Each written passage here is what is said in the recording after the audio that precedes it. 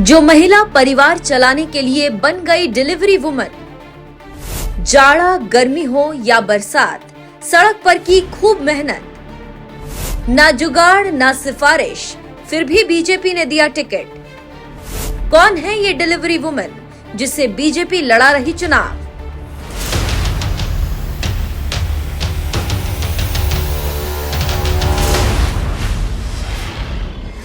जिस हिंदुस्तान की राजनीति में कभी नेहरू गांधी परिवार का दबदबा रहता था, उस हिंदुस्तान में एक चाय वाला आएगा और भारत के इतिहास में पहली बार बीजेपी को प्रचंड बहुमत के साथ सत्ता दिलाएगा।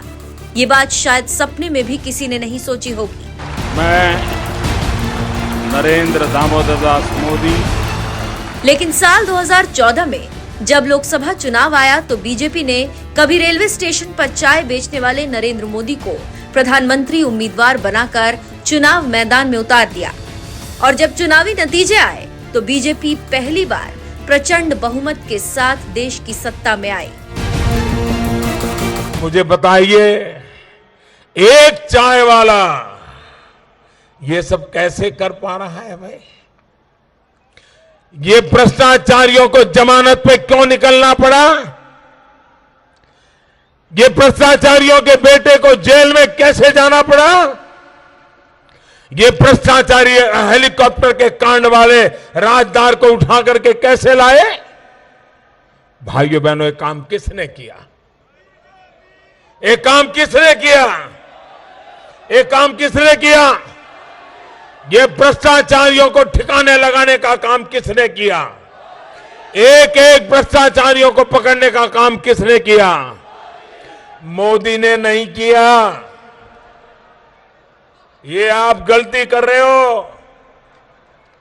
ये काम आपने किया है।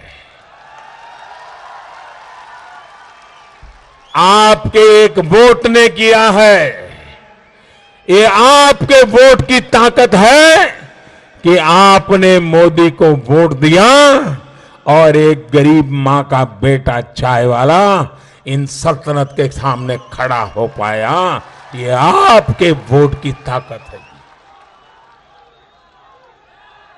ये आपके वोट की ताकत है। साल 2014 के लोकसभा चुनाव के दौरान अटल बिहारी वाजपेयी, लालकृष्ण आडवाणी, मुरली मनोहर जोशी, सुषमा स्वराज, राजनाथ सिंह जैसे दिग्गज नेताओं की फौज होने के बावजूद बीजेपी ने एक चाय वाले को मौका दिया और जनता ने उस चाय वाले को जिताकर प्रधानमंत्री बना दिया, जो आज लगातार तीसरी बार देश की सत्ता संभाल रहा है।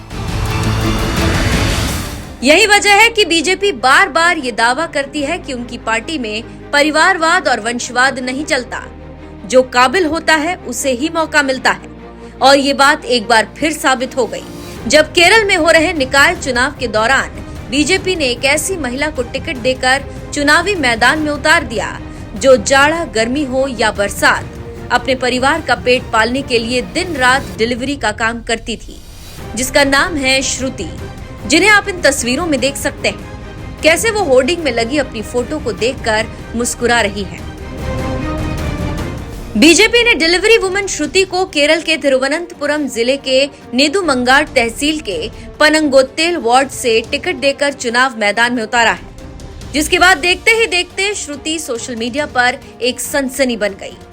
खुद बीजेपी के आधिकारिक एक्स हैंडल से उनकी तस्वीर पोस्ट करते हुए लिखा गया, ये सिर्फ बीजेपी में ही हो सकता है कि एक युवा डिलीवरी वुमन श्रुति, जिसने अपने परिवार का पेट पालने के लिए गर्मी बारिश में भी लगातार संघर्ष किया, आज वो केरल की लोकल बॉडी इलेक्शन में बीजेपी कैंडिडेट के तौर पर चुनाव लड़ रही हैं।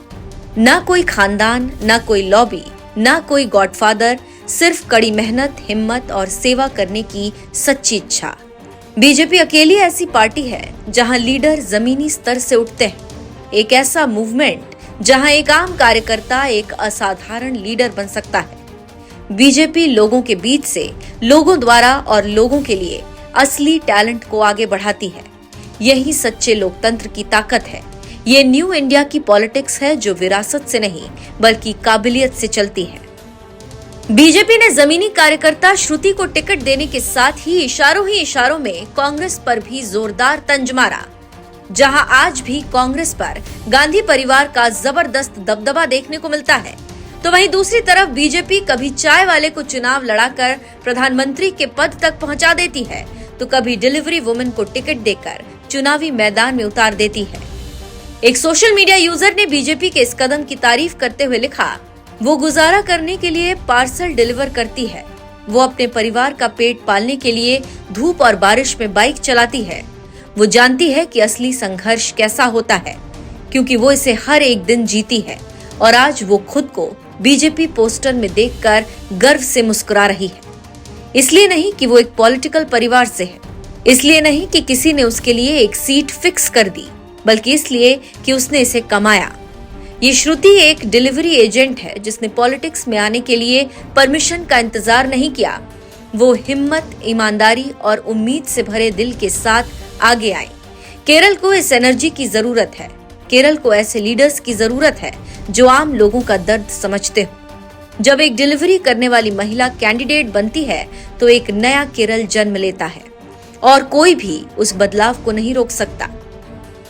बीजेपी ने जब से डिलीवरी वुमेन श्रुति को टिकट देकर चुनाव मैदान में उतारा है, सोशल मीडिया पर बीजेपी के साथ साथ श्रुति की कुछ इसी तरह तारीफ हो रही है, क्योंकि ये बात तो आप भी जानते हैं कि सांसदी और विधायकी की बात छोड़ दीजिए, सरपंच और वार्ड सदस्य के चुनाव के लिए भी टिकट हासिल करना कितनी बड़ी चुनौती होती है।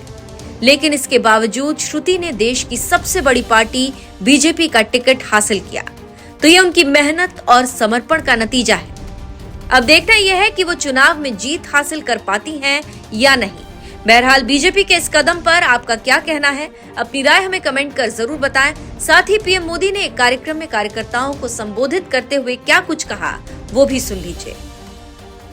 परिवार के कब्जे वाली पार्टियां, फैमिली रन पार्टियों के बीच भाजपा ऐसा राजनीतिक दल है जो युवाओं को आगे आने के लिए बहुत अवसर देता है, खुला मैदान देता है।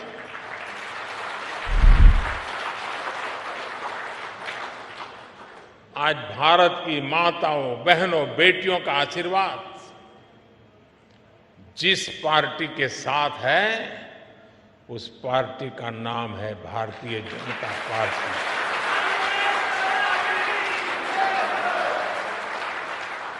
और साथियों, आज भाजपा केवल विश्व की सबसे बड़ी पार्टी नहीं है, बल्कि भाजपा भारत के सबसे फ्यूचरिस्टिक पार्टी है।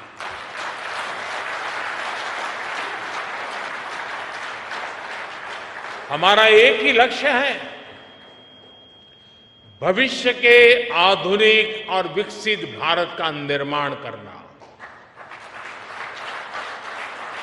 और इसलिए हमें खुद अपने लिए भी भविष्य के लक्ष्य निर्धारित करने ही होंगे। इसके लिए हमारे पास आधुनिक सोच भी होनी चाहिए, आधुनिक संसाधन भी होने चाहिए। हमें भाजपा को एक ऐसी संस्था के रूप में विकसित करना है जिसके पास अगले 10 साल, 20 साल, 50 साल के लक्ष्य निर्धारित है। इसके लिए 3 बातें हर कर्तव्यनिष्ठ कार्यकर्ता, हर भाजपा सदस्य के स्वभाव में होना समय की मांग है, देश की जरूरत है। वो 3 बातें क्या है? एक है अध्ययन, दूसरा है आधुनिकता और तीसरा है विश्व भर से अच्छी बातों को आत्मसात करने की शक्ति।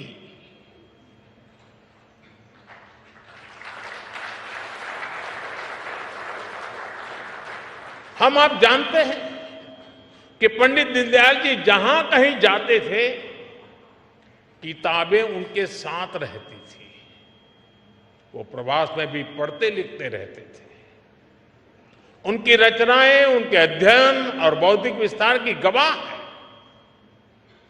डॉक्टर श्यामा प्रसाद मुखर्जी के अपने घर में तो हजारों किताबें थी। भाजपा कार्यालय की नई बिल्डिंग पार्टी की उस परंपरा का एक केंद्र बनेगी और बननी चाहिए।